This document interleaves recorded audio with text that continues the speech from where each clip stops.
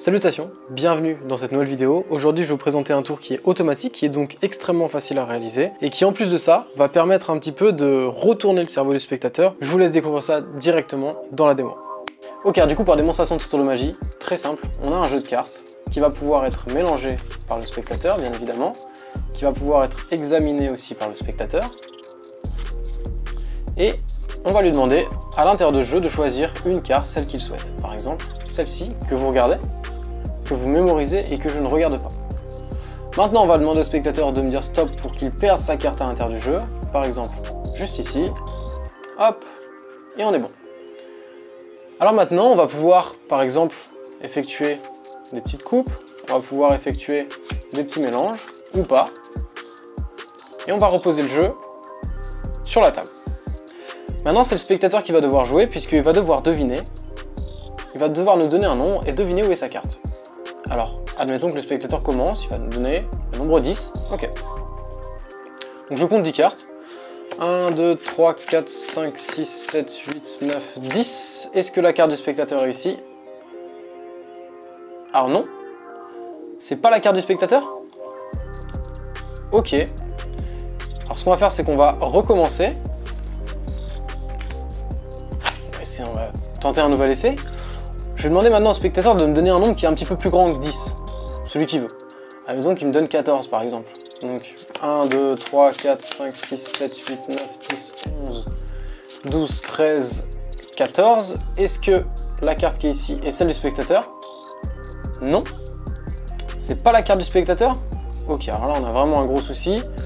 Alors évidemment, vous l'aurez compris, comme on est magicien, eh bien, on n'a rien perdu et on n'a aucun échec. Puisque, quels étaient les nombres qui avaient été donnés par le spectateur? 10 et 14. Ok? Si maintenant je prends ces nombres-là et que je fais 14 moins 10, eh bien on obtient 4. Et si on regarde la carte qui est en quatrième position, 1, 2, 3, 4, eh bien c'est la carte du spectateur. Voilà pour la démo du tour. Donc du coup pour les explications du tour, vous allez voir que c'est très simple. Premièrement, le spectateur va pouvoir réellement mélanger le jeu.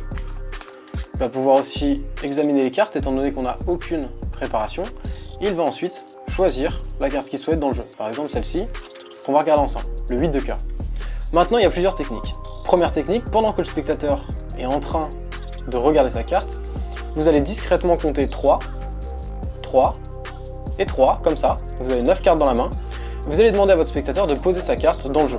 Bien évidemment, sans qu'il voit que vous avez compté et sans qu'il pense qu'il y a une préparation au niveau de vos comptages. Donc il pense que ce soit totalement aléatoire, que vous lui demandez de placer sa carte dans le jeu, comme ça. Faut pas qu'il se pose de questions. Vous allez reposer vos 9 cartes et vous allez tout simplement lui expliquer les règles du jeu. Donc tu vas me donner un nombre, et moi ce que je vais faire c'est que je vais compter les cartes et que je vais te montrer ensuite la carte et on verra si elle correspond à ta carte. Donc par exemple si tu me donnes le nombre 9, eh bien je vais compter 1, 2, 3, 4, 5, 6, 7, 8, 9 et on regardera la carte qui correspond juste ici. Ok? Donc on replace les cartes et là ce qu'on va faire c'est qu'on va les mettre en dessous. Ce qui fait que la carte du spectateur qui était en 10e position, 8 de cœur, elle se retrouve en première position. Ou deuxième technique, eh bien vous demandez à votre spectateur de vous dire stop quand il le souhaite, il vous dit stop ici, vous placez le jeu en faisant un petit break, et ensuite vous faites une coupe en 3, en coupant hop cette petite partie là, vous la mettez au-dessus, vous gardez le break et vous coupez la deuxième partie qu'on remet au-dessus, par exemple. Ou vous avez le spectateur qui place sa carte juste ici, vous replacez le jeu, vous faites un break, et hop discrètement vous faites un saut de coupe pour placer la carte directement sur le jeu. Vous utilisez la technique que vous souhaitez en fonction de votre niveau. Maintenant, une fois que la carte est sur le dessus du jeu, on va tout simplement demander à notre spectateur de nous donner un nombre. Le spectateur commence, par exemple, il va nous dire 12, et on va compter 12 cartes. 1, 2, 3, 4, 5, 6, 7, 8, 9, 10, 11, 12. Et là, la subtilité, c'est qu'on va venir regarder la carte qui est ici. Donc on va dire, ok, donc j'ai compté 12 cartes, maintenant on va regarder si on a ta carte juste après. Est-ce que c'est ta carte? 9 de carreau, non, c'est pas ta carte. Ok. Deuxième subtilité, on va venir poser cette carte-là sur le jeu et on va reposer tout le jeu. Ok? Donc là, je viens de poser 13 cartes. Maintenant, ce qu'on va faire, c'est qu'on va demander au spectateur de nous donner un nombre qui va être plus grand que le nombre du départ.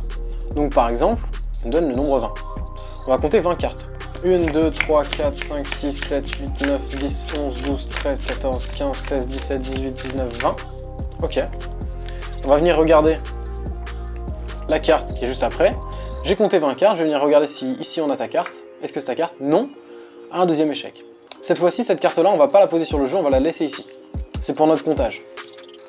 Et ensuite, on va reposer le jeu ici. Et là, on va expliquer au spectateur, on va lui dire, alors là, peut-être que tu penses que j'ai deux échecs d'affilée, mais en fait, c'est complètement différent. C'est ce que j'essaye de te faire croire. Puisque les nombres que tu lui as donnés, c'est des nombres que j'avais déjà choisis, puisque ce n'est pas des nombres qui ont été donnés au hasard.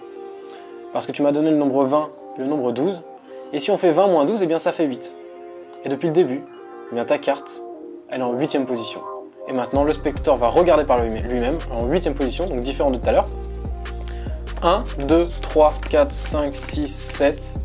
Quelle est la carte en 8e position? Est-ce que c'est la carte du spectateur? Boum, 8 de cœur.